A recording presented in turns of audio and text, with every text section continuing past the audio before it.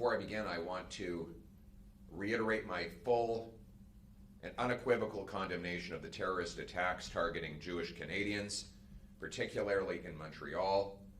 Shootings at Jewish institutions, schools, synagogues, and other sites are meant to terrorize our wonderful Jewish people. Conservatives stand in full solidarity with the Jewish community as it faces these attacks. We call on all levels of government to team up and protect the community against this terrorism and this hatred. And we pledge our full cooperation to help keep the Jewish community and all communities safe. Now, after 8 years, Justin Trudeau and the NDP are not worth the cost. After 8 years, the NDP Liberal government has given us the highest cost of living ever, the fastest inflation in 40 years, the worst increases in interest rates in monetary history. Yesterday, we learned that despite all their rhetoric about social justice, the NDP Liberal government has given us a bigger gap between rich and poor, concentrating more wealth with the billionaires and leaving the working class living in tent cities.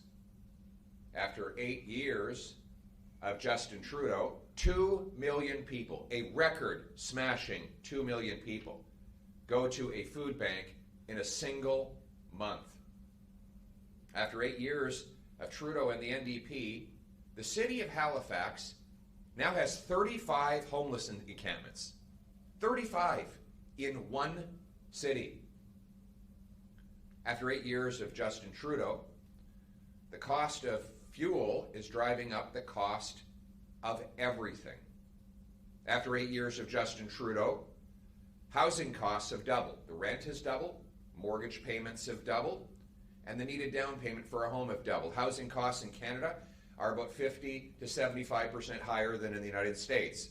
Toronto has the worst housing bubble in the world, according to UBS, and Vancouver has the third most overpriced housing market on planet Earth, according to Demographia, after 8 years of Justin Trudeau. After 8 years of Trudeau, it's more affordable to buy a 20-bedroom castle in Scotland than it is to buy a 2-bedroom apartment in Kitchener. After 8 years of Trudeau, it now takes 25 years for the average family to save up for a down payment on the average Toronto home. You used to be able to pay off a mortgage in 25 years. How things have changed after 8 years of Trudeau and the NDP. And what is his solution? His solution is to quadruple the carbon tax with the help of the NDP. That will raise the price of gas, heat, but also groceries. Because when you tax the farmer who grows the food and the trucker who ships the food, you tax all who buy the food. This, while a record-smashing 2 million people are forced to go to food banks, 7 million people are not eating enough to remain healthy. 1 in 5 skipping meals because they cannot afford the cost of food. That is why common sense conservatives introduced Bill C-234. This is a bill that takes taxes off farmers. Right now, Trudeau's tax applies to heating barns and drying grains. That means that our farmers have to charge more for energy. I have a mushroom farm in my riding that spends tens of thousands of dollars on carbon taxes alone. That has to go in the price of mushrooms that you buy at the grocery store.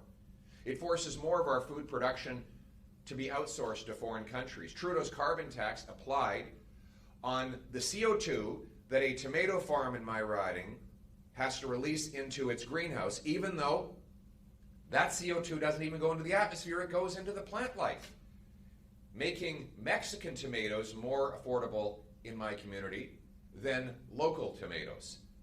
How does that make sense to incentivize Canadians to buy tomatoes that have to be trucked and trained burning fossil fuels right across North America rather than buying the more environmentally friendly tomato from their local producer.